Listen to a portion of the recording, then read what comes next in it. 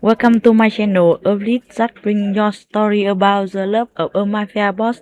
Now let's listen. The fluorescent lights of the grocery store buzzed like angry wasps above my head, drilling into my skull with their relentless hum. I pressed my fingers against my temple, trying to massage away the headache that had been building since my double shift ended an hour ago. The linoleum floor beneath my worn sneakers was slick with melted ice from the freezer section, and I could smell that particular combination of disinfectant and rotting produce that seemed to permeate every corner of Morrison's Market. My shopping cart had a wobbly wheel. Of course it did, and it squeaked with each push, announcing my presence to anyone unfortunate enough to be in the same aisle. I didn't care. I was too exhausted to care about anything except getting the groceries, picking up Emma from Mrs. Chen's apartment, and collapsing into bed. The list crumpled in my fist was already 2 weeks old, recycled and added to with each passing day. Pasta, sauce, the cheap kind, bread, peanut butter. I calculated each item in my head, a nervous habit I'd developed since Marcus left. $23.47 in my checking account until Friday. Emma needed new shoes. Her toes were pressing against the front of her sneakers, but that would have to wait another week. I was reaching for the store brand spaghetti when I heard it. A child crying. Not the bratty tantrum kind of crying that echoed through grocery stores when parents refused to buy candy. This was different. Panicked. Terrified. The sound of a child who was truly lost. I abandoned my cart and followed the sound, my tired legs suddenly finding energy. Years of motherhood had programmed me to respond to that particular pitch of fear. I found him in the cereal aisle, a little boy who couldn't have been more than 4 years old. He was small, with dark curls and olive skin, wearing clothes that even my untrained eye recognized as expensive. A tiny button-down shirt and pressed slacks that probably cost more than my weekly grocery budget. "Hey, sweetheart," I said softly, crouching down to his level. My knees protested. I'd been on my feet for 12 hours, but I ignored them. "Are you lost?" He looked at me with huge brown eyes swimming in tears, his chest heaving with those hitching breaths that come after prolonged crying.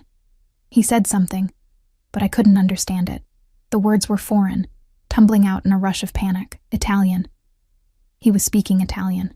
I'd taken 2 years of Italian in college, back when I thought I'd travel the world, back when I thought I'd be someone different than a broke single mother working double shifts at a diner. Most of it had faded, buried under years of exhaustion and survival. But some things stuck. "Va tutto ben," I murmured, the words feeling strange on my tongue after so long. "It's okay. Non sei solo. Sono qui." You're not alone. I'm here. The effect was immediate. His crying stuttered to a stop, and he stared at me like I'd performed magic. I kept going, dragging up every phrase I could remember, my accent probably terrible but apparently good enough for a terrified 4-year-old. "Come to Chiami. What's your name?" "Luca," he whispered. And then the words came pouring out, too fast for me to catch most of them. But I got the important parts. He'd let go of his papa's hand. He couldn't find him. He was scared. I took his small hand in mine, so tiny, so warm, and stood up. "Andiamo a trovare tuo papà. Let's go find your papa." We walked through the store together, and I kept talking to him in Italian, stringing together whatever words I could remember. I told him about Emma, about how she was 5 and liked dinosaurs. I told him the names of the foods we passed, turning it into a game. Mela, banana, arancia. Apple, banana, orange. He was calm now, clinging to my hand, when I heard the commotion near the front of the store. Men's voices, sharp and urgent, the kind of voices that made the hair on the back of my neck stand up. I rounded the corner of the international foods aisle and stopped dead. There were 4 of them. No, 5, all in dark suits that even I knew were custom-tailored. They moved with purpose, with barely contained violence, spreading through the store like smoke. But it was the man in the center who made my breath catch in my throat. He was young, early 30s maybe, with the kind of face that belonged on magazine covers. Sharp jawline, dark hair swept back, olive skin that suggested Mediterranean heritage, but it was his eyes that froze me in place. Dark, almost black, and at that moment, absolutely wild, with something that looked like terror barely contained beneath a veneer of control. He was scanning the store with those eyes, and every employee, every customer seemed to shrink back from him. There was an aura around him, something dangerous and untouchable, like standing too close to a caged predator. Then Luca saw him. "Papa!" The word was a joyful shriek, and suddenly the little boy was pulling free from my hand and running. The man, his father, turned, and I watched his entire face transform. The terror melted into relief so profound it was almost painful to witness. He dropped to his knees, expensive suit and all, right there on the dirty grocery store floor, and caught his son in his arms. The embrace was fierce, desperate. His eyes squeezed shut, and I saw his lips moving, rapid Italian words I couldn't hear but could feel. His hand cupped the back of Luca's head like he was the most precious thing in the world. I should have left.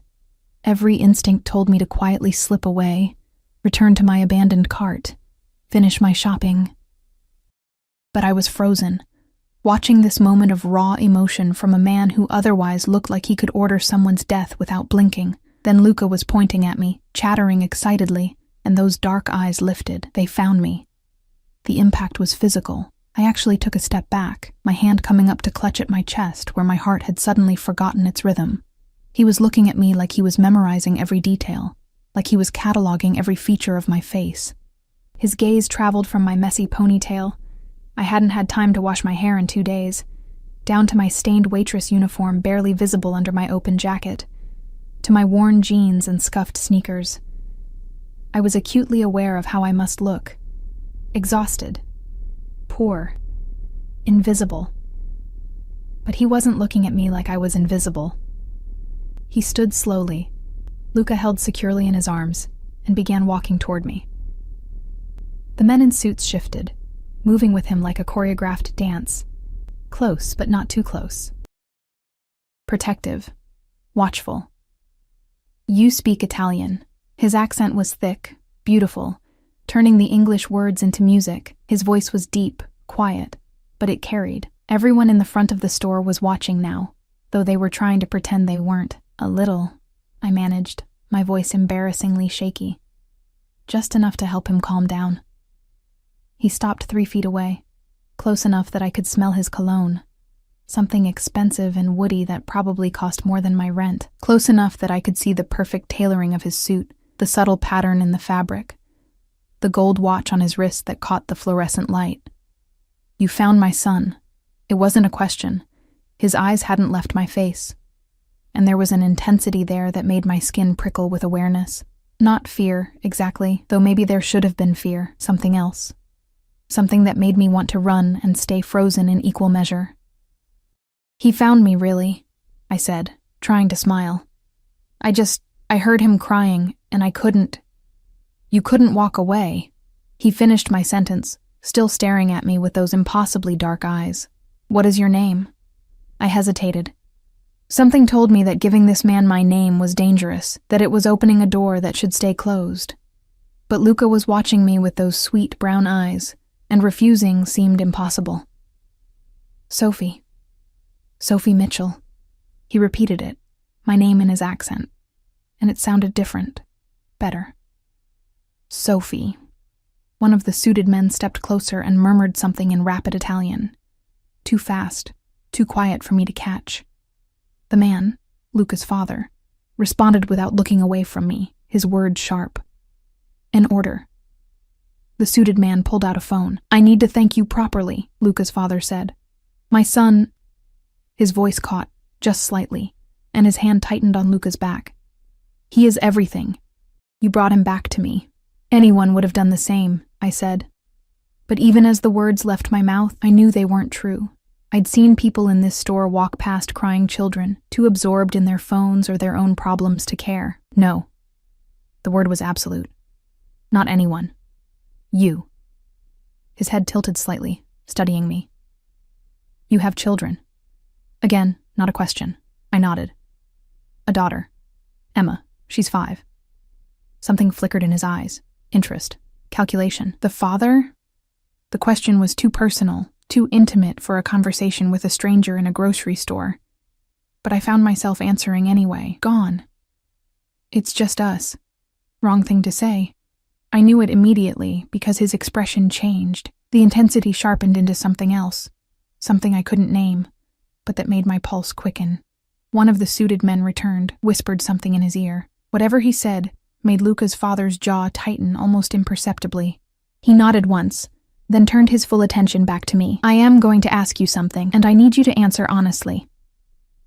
His voice had dropped lower, quieter, and somehow that made it more commanding. Do you need help? The question hit me like a physical blow. I felt my face flush with humiliation because the answer was so obvious. I was standing in a grocery store in a stained uniform, calculating whether I could afford name-brand pasta, worrying about my daughter's shoes. Of course I needed help. I'm fine, I lied. His eyes narrowed slightly. He knew I was lying. Sophie. The way he said my name sent a shiver down my spine that had nothing to do with the cold air from the nearby freezer section. I'm managing, I amended, which was closer to the truth. Luca. He spoke to his son in Italian, and I caught enough to understand he was asking what I'd said to him. Luca responded enthusiastically, gesturing, his little voice bright with excitement. The father's expression softened as he listened, but his eyes stayed on me. When Luca finished, he was quiet for a long moment. You made my son feel safe when he was terrified, he finally said, in his language, in words that meant something to him. Do you understand what that means to me? I didn't know how to answer that, so I said nothing. I am Dante Caruso. He said it like it should mean something, like I should recognize the name. I didn't, but I watched the way the other shoppers suddenly found reasons to be in different aisles, the way the store manager had appeared and was hovering nervously nearby. And I don't forget debts. There's no debt, I said quickly. He's a child. He needed help. That's all. That's all, Dante repeated, and something like amusement crossed his face. You are unusual, Sophie Mitchell. One of the suited men stepped forward and held out a business card, heavy cardstock, embossed lettering. I took it automatically. There was a phone number, nothing else. If you need anything, Dante said. Anything at all. You call this number. I don't need... You will call. It was a command, soft but absolute. Or I will be very disappointed. There was a weight to those words, a suggestion that disappointing Dante Caruso was something to be avoided at all costs. He shifted Luca to his other arm and stepped closer. Too close. I could feel the heat radiating from his body, could see the fine stubble along his jaw, could count the flecks of gold in those dark eyes. Thank you, he murmured, for saving what matters most to me. Then he reached out, and I thought he was going to shake my hand. Instead, his fingers brushed my cheek, so gentle it was barely there, but it sent electricity racing across my skin. He turned and walked away, his men falling into formation around him. I watched them leave, watched as they climbed into a black SUV with tinted windows that had been parked illegally right in front of the store entrance. The vehicle pulled away, and just like that, it was like they'd never been there, except for the card in my hand and the feeling of his fingers still burning on my cheek. I stood there, trembling, until the store manager approached nervously. Miss, are you all right? That was... Do you know who that was? I looked down at the card, then back up at him. Should I? His face went pale. Dante Caruso. He lowered his voice to barely a whisper. He's the head of the Caruso family. The Mafia, miss. You just met the most dangerous man in the city. The card slipped from my fingers and fluttered to the floor. I didn't sleep that night. Emma was curled against my side in our shared bed. Our apartment was too small for separate rooms, her breath warm and steady against my arm. Usually, her presence calmed me, reminded me why I worked myself to exhaustion, why every struggle was worth it. But tonight, I couldn't stop shaking. The business card sat on our tiny kitchen table, face down, like not seeing the number would make it less real. Dante Caruso. The Mafia. I'd grown up on stories about the mob, dramatized versions on TV shows and movies, men in dark suits making offers you couldn't refuse, violence wrapped in expensive cologne and Italian leather shoes. I'd always thought it was exaggerated, Hollywood nonsense designed to thrill audiences, but the way people had scattered in that grocery store, the way the manager's face had drained of color, the men in suits who'd moved with barely restrained violence that hadn't been acting, and his eyes. God, those eyes when he'd looked at me. Like I was something rare he'd found, something he wanted to keep. I finally drifted off near dawn, only to be jolted awake 2 hours later by Emma bouncing on the bed. Mama, you're gonna be late for work, I groaned and checked my phone. She was right. I had 40 minutes to get her to Mrs. Chen's and make it across town to the diner. I threw off the covers and we went through our morning routine on autopilot. Cereal for Emma, coffee for me, brushing teeth, finding shoes, grabbing backpacks. Mrs. Chen met us at her door with her usual warm smile. She was 72 and refused payment for watching Emma, claiming she was lonely anyway and enjoyed the company. I paid her what I could, slipping 20s into her hand when she wasn't looking, knowing she tucked them into Emma's backpack when I wasn't looking. We had an unspoken agreement to take care of each other. You look tired, Sophie, Mrs. Chen said, her wrinkled hand patting my cheek. More than usual. Bad dreams, I lied. Emma hugged me goodbye, already distracted by the promise of Mrs. Chen's homemade dumplings for lunch. I kissed the top of her head, breathing in the scent of her strawberry shampoo, and left. The diner was its usual chaotic mess during breakfast rush. Hank's place had been serving the same greasy food for 40 years, and the clientele reflected it. Truck drivers, construction workers, elderly couples nursing coffee for hours. The air smelled like bacon grease and burnt coffee, and the black and white checkered floor was permanently stained no matter how much bleach we used.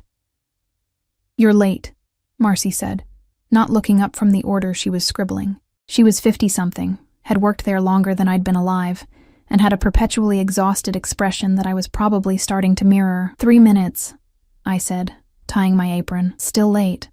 Table 6 has been waiting. I grabbed my order pad and fell into the rhythm. Smile. Take orders. Smile. Deliver food. Smile. Refill coffee. Smile. The hours blurred together in a haze of demanding customers and sore feet. It was almost noon when everything changed. The diner went quiet. Not gradually. It was like someone had flipped a switch, cutting off conversations mid-word. I looked up from the table I was clearing and felt my stomach drop. 3 men in dark suits had entered. I recognized the type now, even if I didn't recognize their faces. They moved like Dante's men had moved, purposeful, dangerous, scanning the room with professional precision, and then he walked in behind them, Dante Caruso, looking impossibly out of place in the rundown diner. His suit probably cost more than everything in the building combined.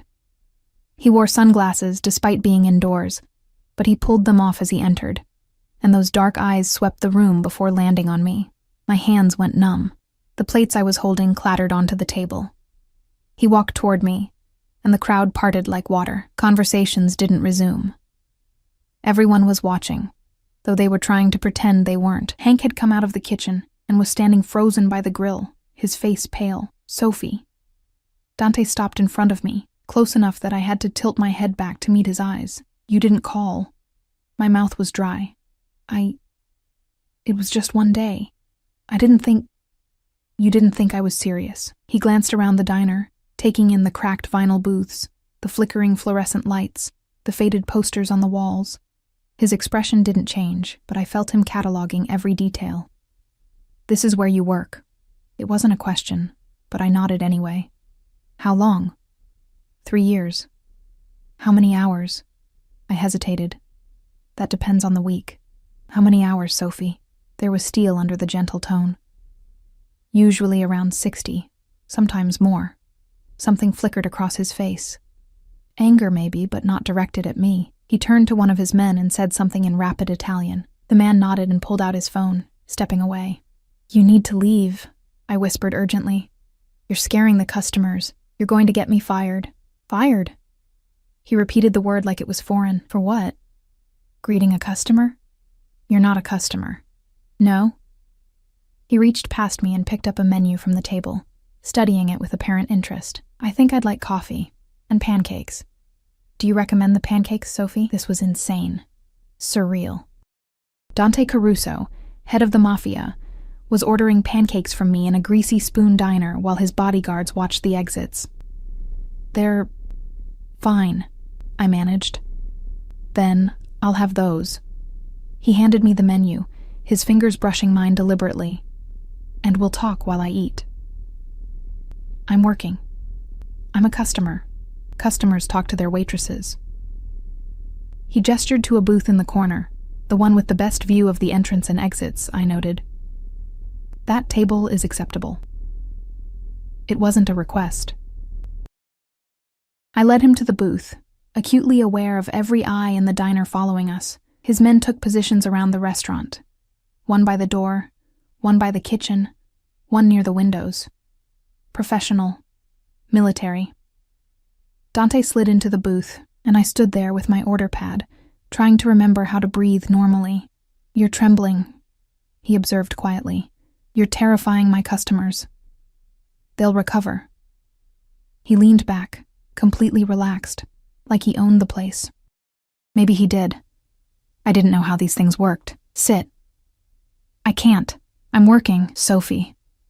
My name again, soft and commanding. "Sit down." I glanced toward Hank, who made a frantic gesture that might have been permission, or might have been a prayer. I slid into the booth across from Dante, my back rigid, hands clutched in my lap.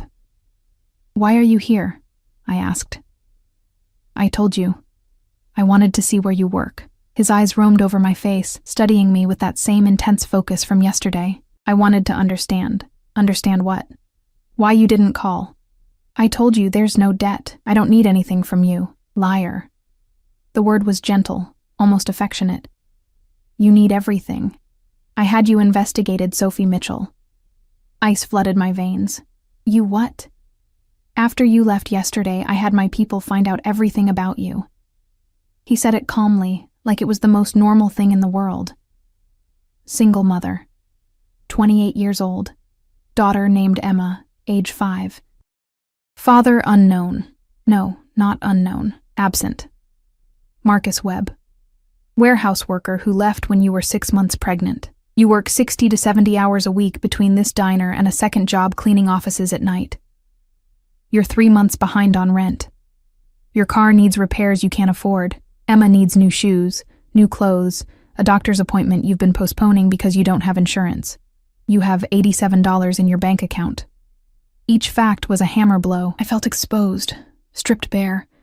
Every private struggle laid out for his examination. Tears burned behind my eyes, but I refused to let them fall. "You had no right," I whispered. "I had every right. You saved my son. That makes you my responsibility now." "I'm not your responsibility. I'm not anything to you." His hand moved across the table, lightning fast, catching my wrist before I could pull away.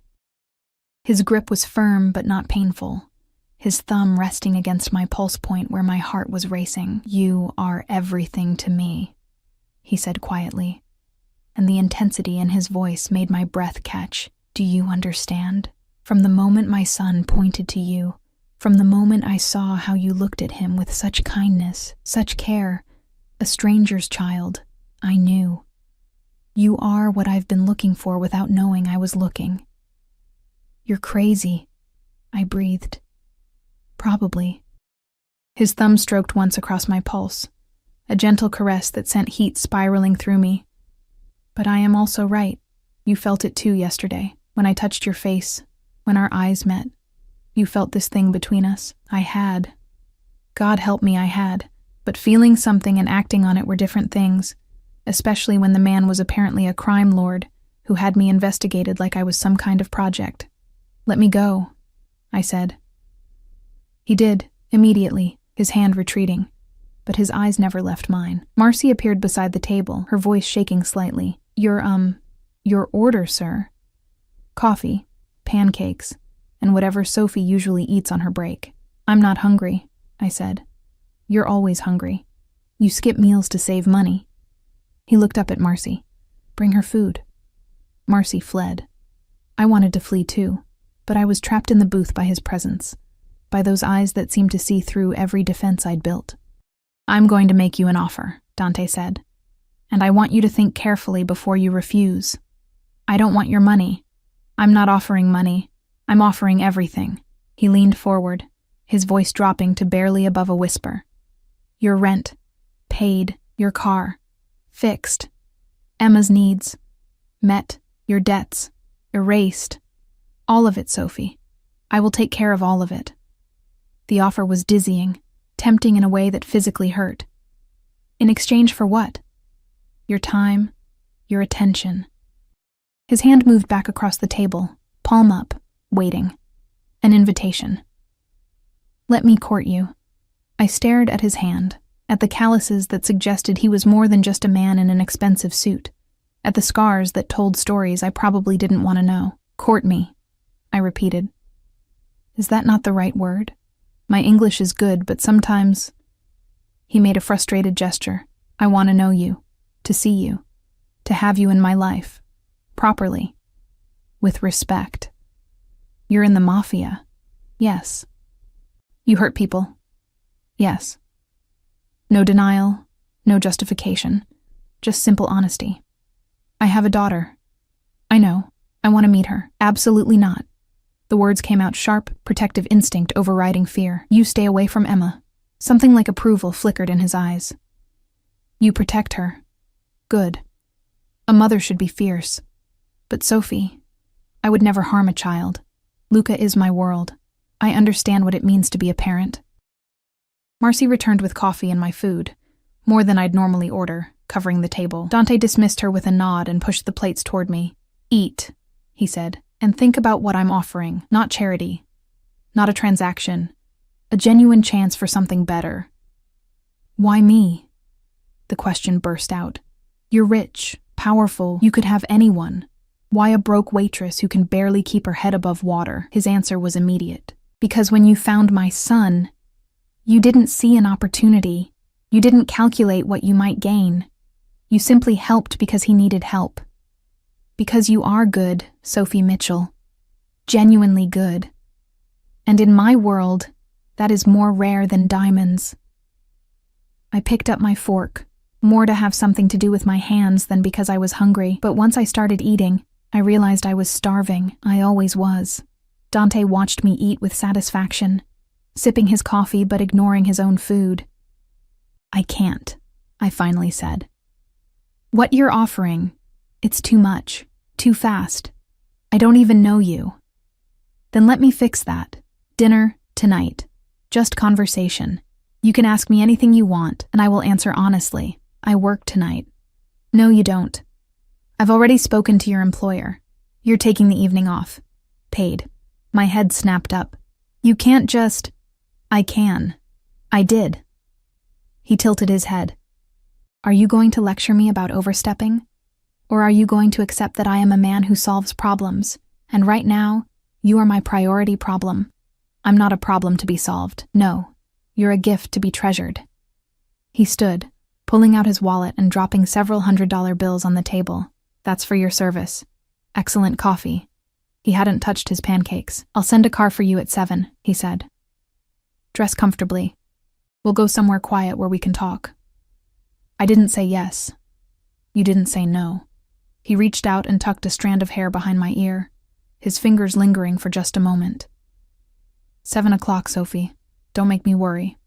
Then he was gone, his men following like shadows, and the diner erupted into frantic whispers the moment the door closed behind them.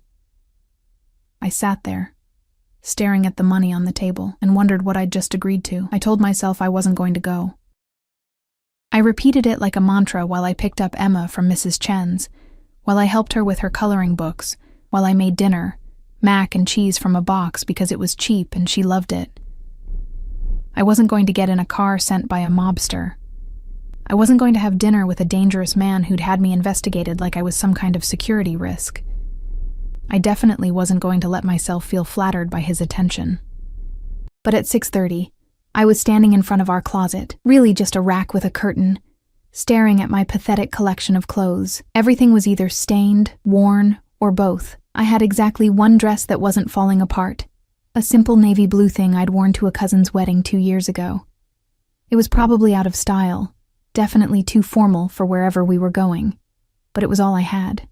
You look pretty, Mama, Emma said from the bed, where she was arranging her collection of plastic dinosaurs in some elaborate scene only she understood. I'm just meeting someone for dinner. A work thing. The lie tasted bitter. Emma was too young to understand, but I still hated lying to her. Mrs. Chen says she'll come watch me? Emma looked up hopefully. She loved when Mrs. Chen babysat, because it meant dumplings and Chinese cartoons. Yes, baby. She'll be here soon. The knock came at 6:55. Not Mrs. Chen's tentative tap, but a firm, confident knock that made my stomach flip. I opened the door expecting one of Dante's suited men. Instead, I found a woman. She was probably in her 40s, elegant in a way I'd never be, wearing a designer pantsuit and carrying a large shopping bag. Miss Mitchell? I'm Rosa. Mr. Caruso sent me. Her English had the same beautiful Italian accent as Dante's. May I come in? I stepped aside, acutely aware of how shabby our apartment must look. The secondhand furniture, the water stain on the ceiling we couldn't afford to fix, Emma's toys scattered across the floor. Rosa didn't seem to notice. She smiled warmly at Emma, then turned to me. Mr. Caruso thought you might need assistance. I hope I'm not overstepping. She held out the shopping bag. Inside were clothes, beautiful clothes. A soft sweater in emerald green, dark jeans that looked like they'd actually fit, and, I felt my cheeks burn, undergarments still with tags from stores I'd never been able to shop in. I can't accept this, I said automatically. Mr. Caruso was very clear. You're to be comfortable tonight. Please, Miss Mitchell. It would be my job to help you if you refuse.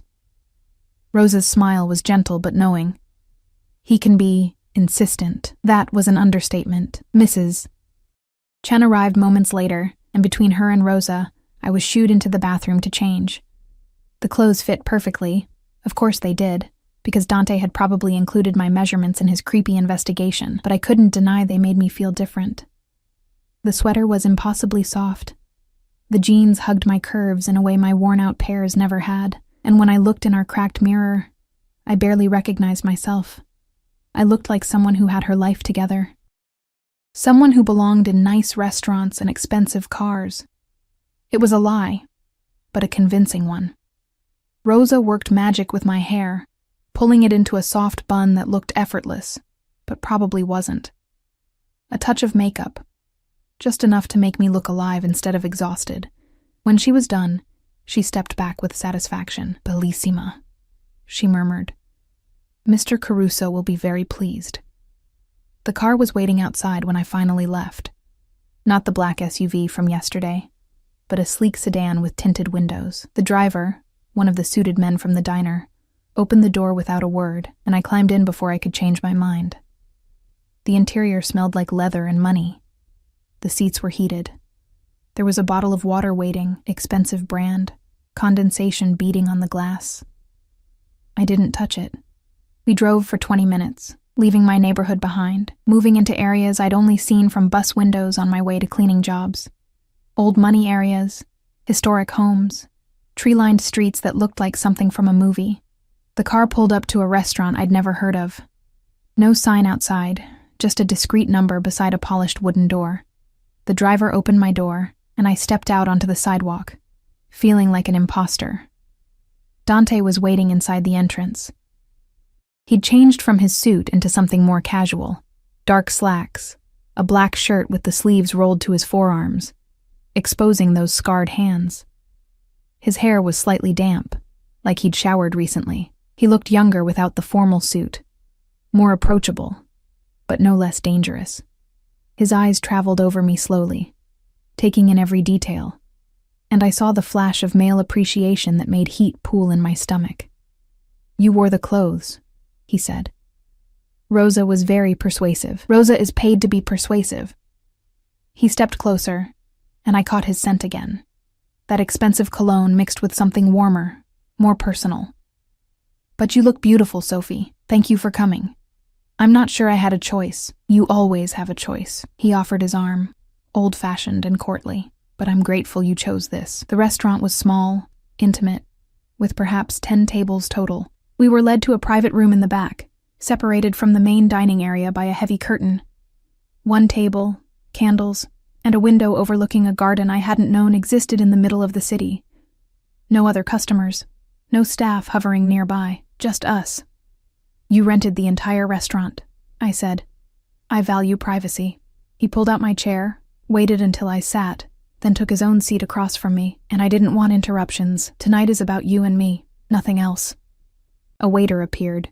The owner, I realized from his formal bearing, and Dante ordered in rapid Italian.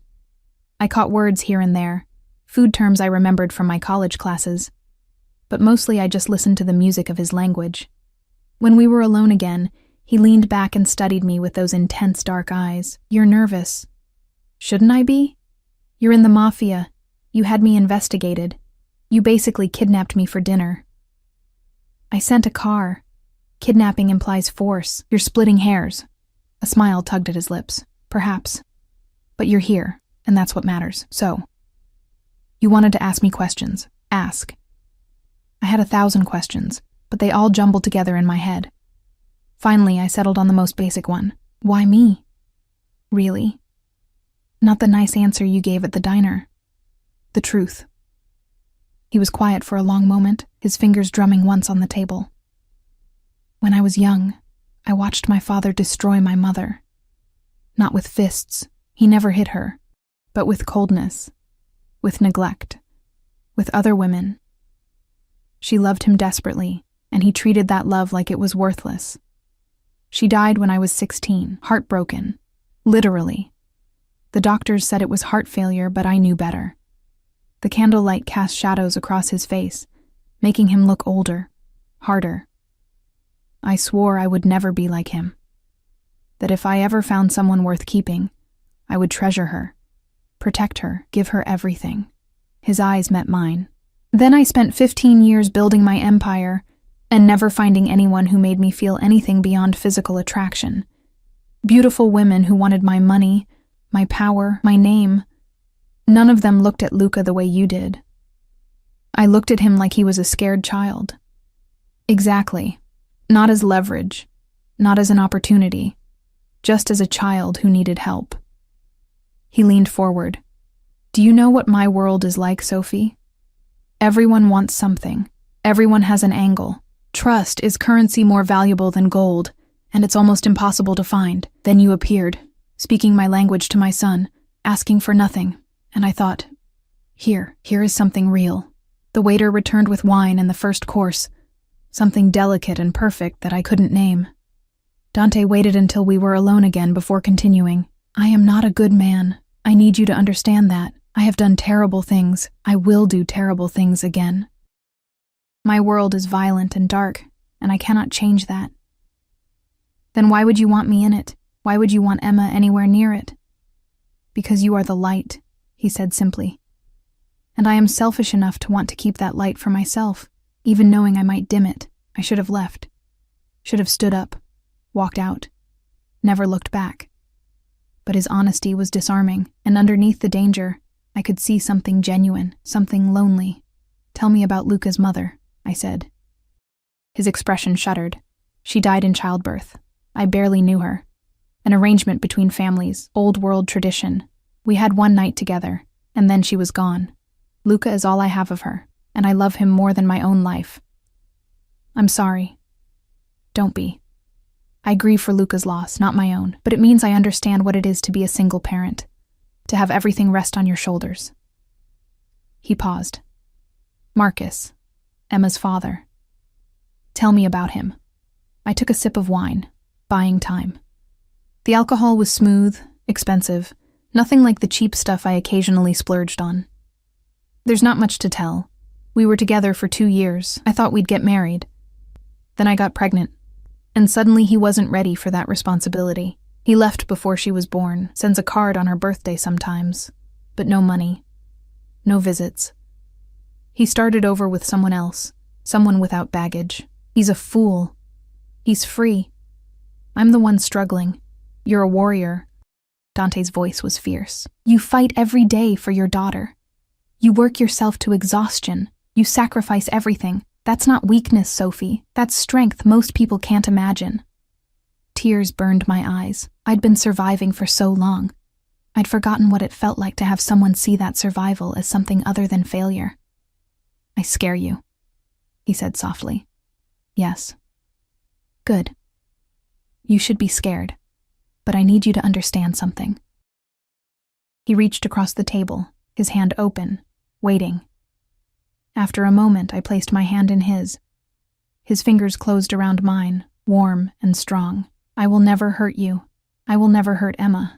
My protection extends to you now, both of you. That's not negotiable. I didn't ask for protection. You didn't have to.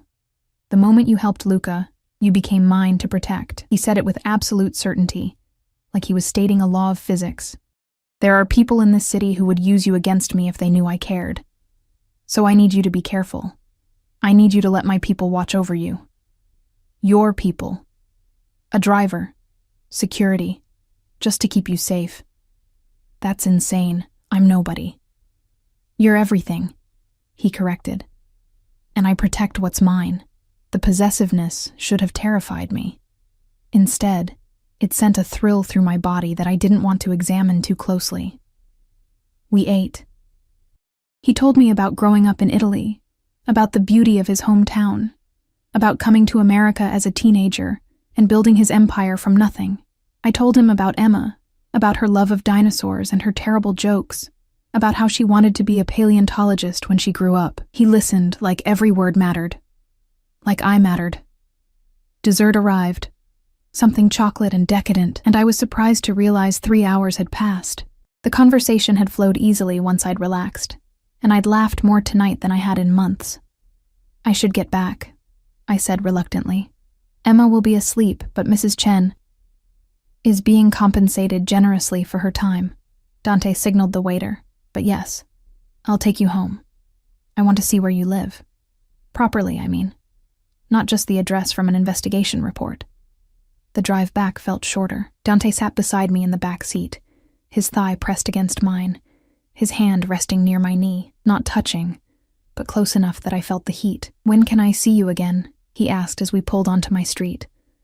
I work tomorrow. Both jobs.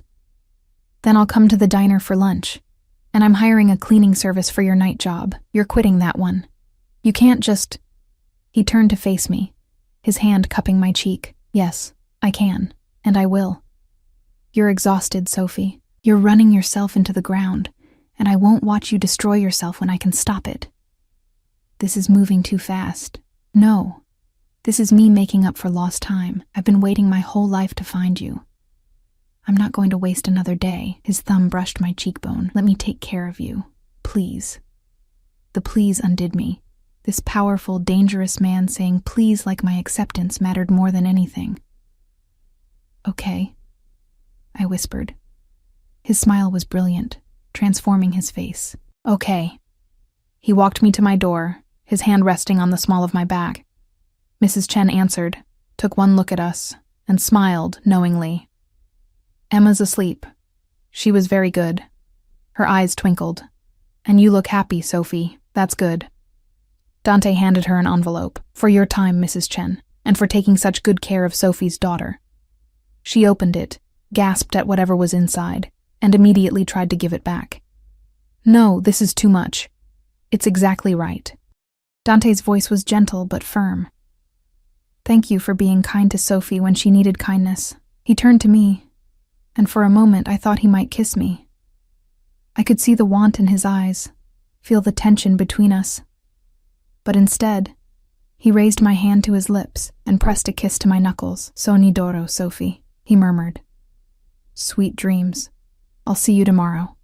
I watched him walk away, watched the car pull off, and realized I was in serious trouble. Because I didn't feel scared anymore. I felt alive.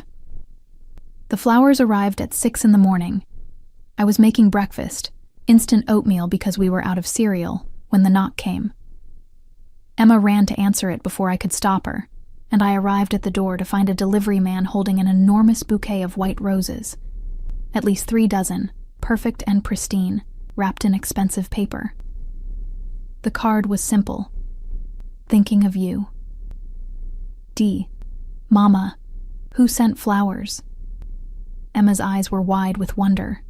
She'd never seen fresh flowers in our apartment before. I couldn't afford things like that. A friend. I took the bouquet, the scent overwhelming in our small space. There was nowhere to put them. I didn't own a vase. I ended up filling an old pasta sauce jar with water and cramming as many stems as would fit. The rest I distributed into drinking glasses, until our tiny kitchen looked like a funeral home, a beautiful, expensive funeral home.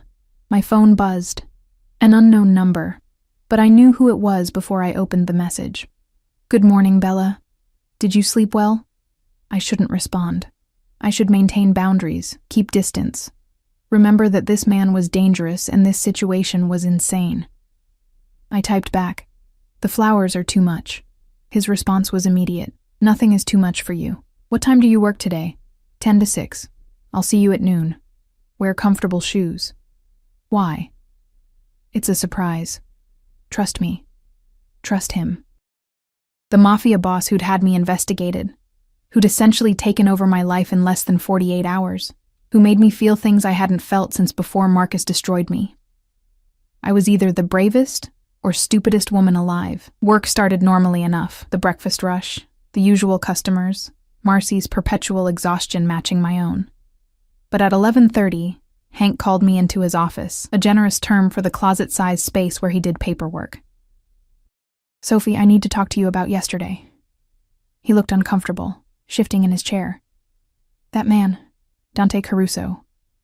Are you involved with him?" I didn't know how to answer that. "He's just helping me out. As a thank you for finding his son." "Right. His son." Hank didn't look convinced. "Look, I don't want trouble. The Carusos, they're powerful people. Dangerous people. If you're in over your head, I'm fine, Hank, I promise. He paid me." The words came out in a rush. "Last night, after you left, one of his men came back, gave me an envelope. There was $10,000 inside, and a note that said it was for being a good employer to you." My stomach dropped. "Hank, I'm not complaining. Business has been slow, and that money means I can keep the diner open another few months. But Sophie, men like that don't give away money for nothing. He's claiming you, marking his territory. Everyone in this neighborhood will know by tomorrow that you're under Caruso protection. I didn't ask for that. Doesn't matter. That's how their world works." Hank leaned forward, his expression serious. "Just be careful. These men, they're not like us. They play by different rules." I returned to my tables with Hank's words echoing in my head, marking his territory. The possessiveness should have infuriated me, but instead, I felt something else.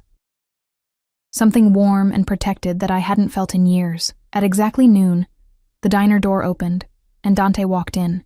He wasn't alone. Luca was with him, the little boy's hand clasped firmly in his father's.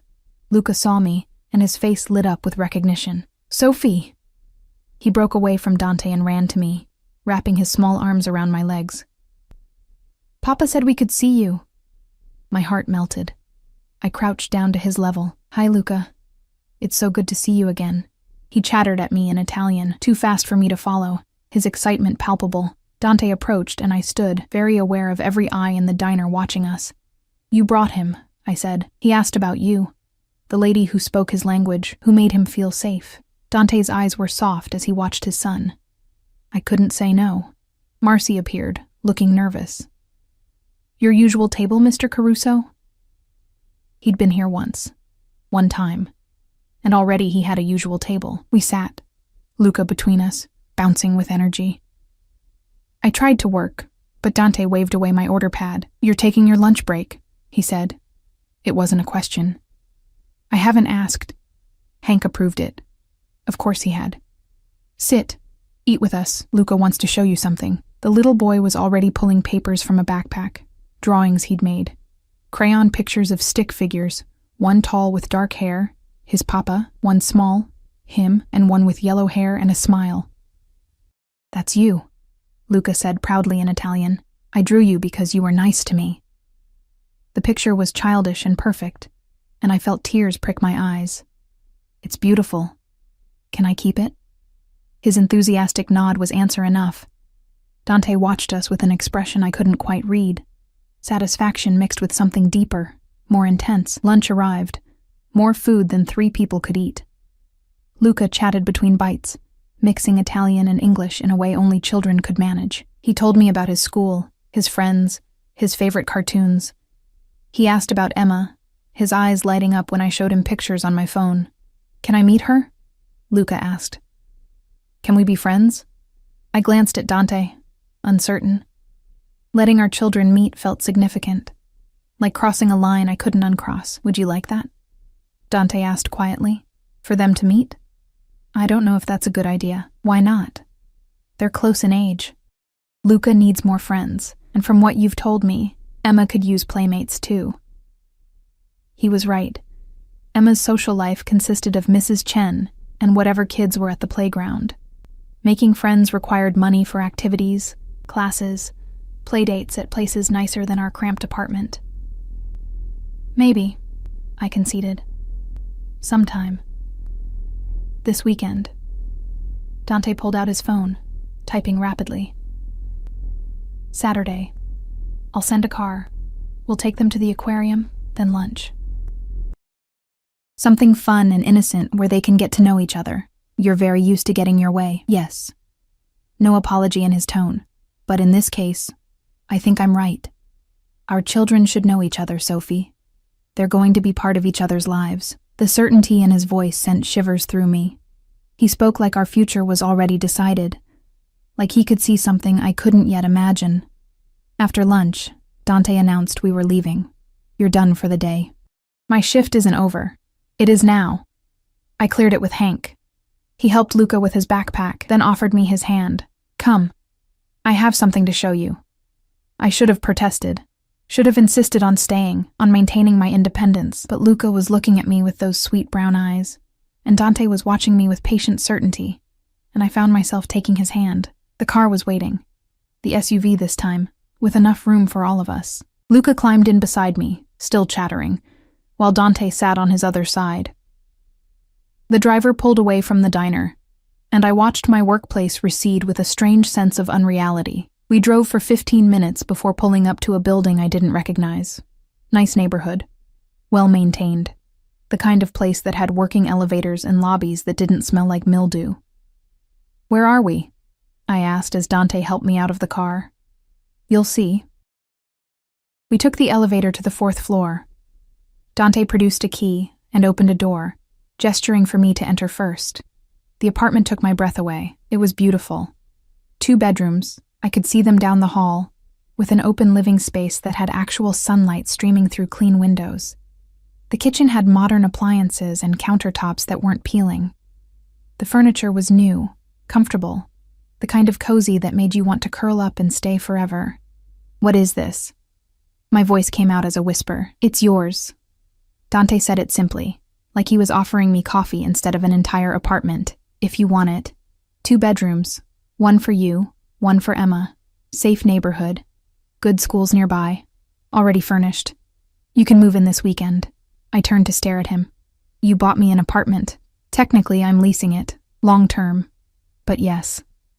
"Dante, You can't stay where you are, Sophie. I've seen the reports. Your building has code violations. The wiring is dangerous. There was a break-in 2 doors down from you last month." His voice hardened. "You and Emma deserve better. This is better." "This is insane. We've known each other for 2 days. 3 days, he corrected, "and I don't need more time to know what I want. I want you safe. I want Emma safe. This makes you safe." Luca had wandered into one of the bedrooms, and I could hear him exclaiming over something in Italian. Dante stepped closer, his hands coming up to frame my face. "I know this is fast. I know I'm overwhelming you, but Sophie, please understand.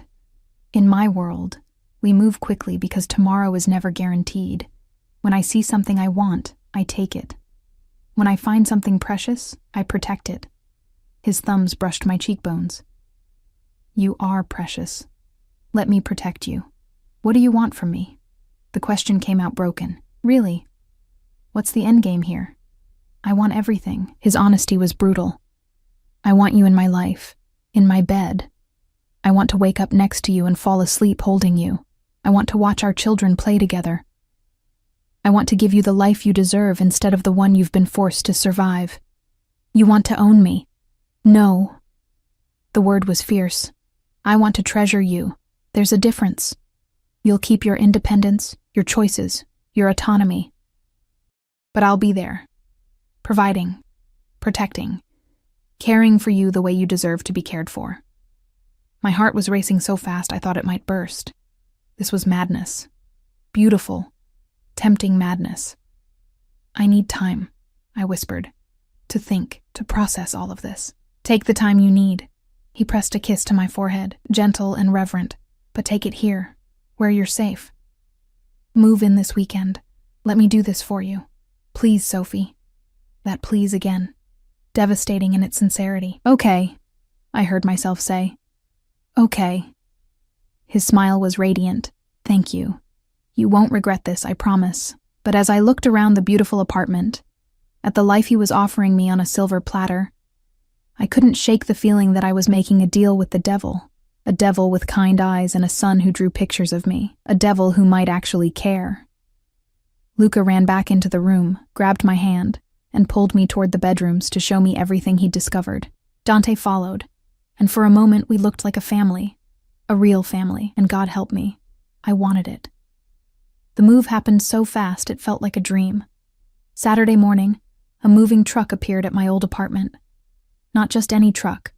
A professional crew that packed everything we owned in less than 2 hours. They handled our meager possessions like they were fragile treasures, instead of secondhand junk held together by hope and duct tape. Emma was beside herself with excitement.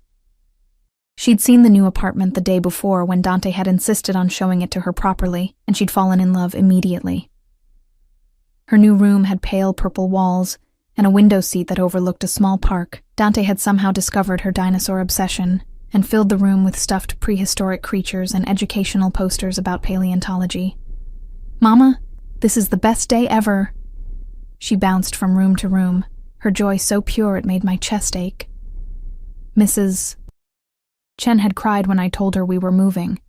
Not sad tears, happy ones. You deserve this, Sophie. You deserve someone who sees how special you are. But she'd also gripped my hand tightly and whispered, Be careful. Men like him, they love intensely, but they also destroy completely. Don't lose yourself. I'd promised I wouldn't, but I wasn't sure it was a promise I could keep. By afternoon we were settled. Dante had arranged for the apartment to be stocked. A full refrigerator, pantry filled with actual food instead of ramen and canned soup, cleaning supplies, everything we could possibly need. The closets had new clothes for both Emma and me, sized perfectly because of course they were. He hadn't come himself, something about business that couldn't be postponed. But he'd sent Rosa to help us settle in. She was patient with Emma, kind to me, and never once made me feel like charity. My phone buzzed as we were unpacking Emma's books. How is the apartment? Is Emma happy? I smiled despite myself. She's thrilled. Thank you for all of this. I want to see you tonight. Dinner. Just us. I can't leave Emma on her first night in a new place. Then I'll come to you. I'll bring food. Say yes, Sophie. I should have said no. Should have established boundaries, maintained distance, but I was exhausted and overwhelmed, and the thought of seeing him made something warm bloom in my chest. Okay. 7 o'clock. He arrived at exactly 7, arms laden with bags from an Italian restaurant I recognized from magazine reviews. The kind of place that required reservations months in advance. Behind him came Luca, clutching a wrapped present. For Emma, the little boy announced proudly, because she's my new friend. Emma took the gift with wide eyes and tore into it. A beautifully illustrated book about dinosaurs, the expensive kind with glossy pages and scientific accuracy. She hugged it to her chest and beamed at Luca. Thank you. Do you want to see my room? I have dinosaurs too. The children disappeared down the hall, and suddenly Dante and I were alone in my new kitchen. He set the food on the counter and turned to me, his eyes traveling over my face like he was memorizing every detail. You look tired, he said softly. Moving is exhausting. You should have let me send more help. Rosa was plenty. More would have been overwhelming. I started unpacking the food, needing something to do with my hands. This smells incredible. Homemade. from my grandmother's restaurant. He caught my wrist gently, stopping my movements. "Sophie, look at me." I did, and the intensity in his gaze stole my breath. "Are you happy here?" he asked. "Yes. But Dante, this is all so much." "Not enough," he interrupted. "It will never be enough. Do you understand? I want to give you the world, and this apartment is just the beginning." "Why?" The question burst out. "Why do you care so much? We barely know each other." He was quiet for a long moment, his thumb stroking the inside of my wrist where my pulse was racing. "When I was 12, my mother tried to leave my father. She packed our bags in secret, planned to take me and disappear. But he found out.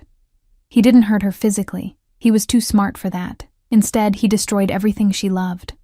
Her garden, her paintings, the letters from her family in Italy. He made her watch as he burned it all. His voice was steady, but I could hear the old pain underneath. She never tried to leave again. She just faded, became a ghost in her own home. And I swore that if I ever had power, I would use it to protect the people I cared about, to give them choices instead of taking them away. Is that what this is? Protecting me? Yes. But it's also selfish. I want you, Sophie. I want you in every way a man can want a woman. But I need to know you're choosing me freely, not because you're desperate or scared or have no other options. His free hand came up to cup my face. This apartment, the security, the money, it's all yours regardless of what happens between us. You're not trapped. You can walk away whenever you want. And if I stay, then I'll spend the rest of my life making sure you never regret it. He leaned in slowly, giving me time to pull away, but I didn't. His lips brushed mine, soft and questioning, and I felt something inside me crack open. The kiss deepened, his hand sliding into my hair, and I pressed closer, hungry for this connection I'd been denying myself. We broke apart when we heard the children's laughter down the hall. Dante rested his forehead against mine, his breathing unsteady. "Stay for dinner," I whispered. "I'll stay for as long as you'll have me." We ate together, all four of us crowded around my new dining table. Emma and Luca chattered between bites, already forming the kind of easy friendship only children could manage. Dante watched them with such tenderness, it made my heart ache. After dinner, after Emma and Luca had fallen asleep in Emma's new bed, a tangle of limbs and dinosaurs, Dante and I sat on the couch with wine he'd brought. Expensive, smooth, warming me from the inside. "Tell me about your business," I said. "The real business, not the legitimate front." He didn't flinch from the question. "My family has been in organized crime for 4 generations. Protection, gambling, some trade in goods that aren't exactly legal. I inherited the operation when I was 23, when my father was killed by a rival family." "Were you close? To your father?" "No. He was a brutal man who ruled through fear. I'm trying to be different, to modernize, to reduce the violence when possible." He paused. "But I'm not going to lie to you, Sophie. There is still violence. There are still things I do that would horrify you if you knew the details." "Have you killed people?" "Yes." No hesitation. "And I'll kill again if someone threatens what's mine. If someone threatened you or Emma or Luca, I wouldn't hesitate." I should have been terrified. Instead, I felt a dark thrill at the fierce protectiveness in his voice. "There are risks," he continued, "to being with me. Other families who might try to use you against me. Law enforcement who might investigate you because of your connection to me. Your life will never be completely normal again." "My life has never been normal," I pointed out. "I've been surviving day to day for 5 years. At least this way, Emma will have opportunities I could never give her." "You're not doing this just for her." His eyes searched mine. "Are you? Tell me you feel this too. This pull between us." I could lie. Could pretend I was just a practical single mother making the best of an unusual situation. But he deserved honesty. "I feel it," I admitted. "From the moment you looked at me in that grocery store, I've felt it. Like gravity. Like inevitability. It terrifies me." "Good." He set down his wine and pulled me into his lap, his arms wrapping around me with careful strength. Because you terrify me too. The idea of losing you, of something happening to you, it's the only thing I fear anymore. We stayed like that for a long time, wrapped in each other, listening to the distant sounds of the city. Eventually he shifted, tilting my face up to his. I should go. It's late, and you need to rest. Stay. The word came out before I could stop it. Just to sleep. I don't want to be alone tonight. Something fierce and possessive flashed in his eyes. Are you sure? Yes. We checked on the children, still sleeping peacefully, then retreated to my bedroom. It felt strange and intimate. Watching Dante remove his jacket and shoes, rolling up his sleeves, he saw me watching and smiled. I won't touch you unless you ask me to, he promised. Tonight is just about being close. We lay together in my new bed, and he pulled me against his chest, his heartbeat steady beneath my ear. His hand stroked my hair with surprising gentleness. Sophie? Thank you. For giving me a chance. For trusting me even when you shouldn't. I tilted my head up to look at him. Don't make me regret it. Never. He kissed my forehead. Sleep now. I've got you. And for the first time in 5 years, I felt safe enough to completely let go. The weeks that followed were a strange new rhythm. Dante was present in ways Marcus had never been, showing up at the apartment with dinner, taking Emma and Luca to parks and museums, slowly becoming a fixture in our lives. He respected boundaries I set, never pushing too fast, but his intention was always clear. He wanted forever. The diner closed 2 months later. Hank retired with enough money to live comfortably, and while I felt guilty about it, I couldn't deny the relief of not working myself to exhaustion anymore. Dante had hired me, legitimately, to help manage the charitable foundation his family ran as a front. The work was interesting, the hours reasonable, and I could pick Emma up from her new school myself. But peace never lasts forever. It was a Tuesday evening when everything changed. Dante had come for dinner, a regular occurrence now, and we were cleaning up while the children played. My phone rang. Unknown number. Sophie Mitchell? A man's voice, cold and unfamiliar. Yes? You need to listen very carefully. Your daughter's father, Marcus Webb, stole from the wrong people. He owes a debt. Since he's disappeared, that debt falls to you. Ice flooded my veins. I don't have anything to do with Marcus. You have his daughter. That makes you involved. You have 48 hours to produce $50,000, or there will be consequences. The line went dead. I must have made a sound because suddenly Dante was there, taking the phone from my shaking hands. His expression darkening as I stammered out what the man had said. His fury was cold and terrifying. He made 3 phone calls in rapid Italian, his voice sharp as broken glass. Then he turned to me, and his expression softened. This ends tonight, he said. No one threatens what's mine. Dante, what are you going to do? What I do best. He called for his men. They'd been waiting outside, and issued orders. Then he cupped my face in his hands. Stay here. Lock the doors. Don't answer for anyone but Rosa or me. Do you understand? You're scaring me. Good. Be scared enough to be careful. But trust that I will handle this. He kissed me, hard and possessive. No one touches my family. No one. He left, and the apartment felt empty without him. Rosa arrived 20 minutes later with 2 additional guards. The children were oblivious. But I couldn't eat, couldn't think, couldn't breathe properly. It was 3 in the morning when my phone rang. Dante. It's done, he said simply. Marcus's debt is paid. The men who threatened you won't be a problem anymore. What did you do? What was necessary? Sleep now, Bella. You're safe. Emma's safe. I promise you. I wanted to ask more, wanted details, but part of me didn't want to know. Some doors, once opened, couldn't be closed. When Dante appeared the next morning, there was blood under his fingernails he'd missed. I saw it when he reached for his coffee, and our eyes met across the table. He didn't apologize, didn't explain. He'd killed for me, for Emma. And I couldn't bring myself to be horrified. That night, after Emma was asleep, I went to him. We'd been dancing around this for months, the tension building, but I was done waiting. Sophie? He looked up from his phone, surprised to see me in the living room doorway. I crossed to him and kissed him with all the fear and relief and need I'd been holding back. He responded immediately, pulling me into his lap, his hands tangling in my hair. Are you sure? He breathed against my lips. I'm sure. I love you, Dante. I think I've loved you since that first day. His eyes went dark with emotion. Ti amo, Sophie. More than I thought I could love anyone. That night, he made love to me like I was precious, like I was everything. And in the darkness, wrapped in his arms, I finally let myself believe in happy endings.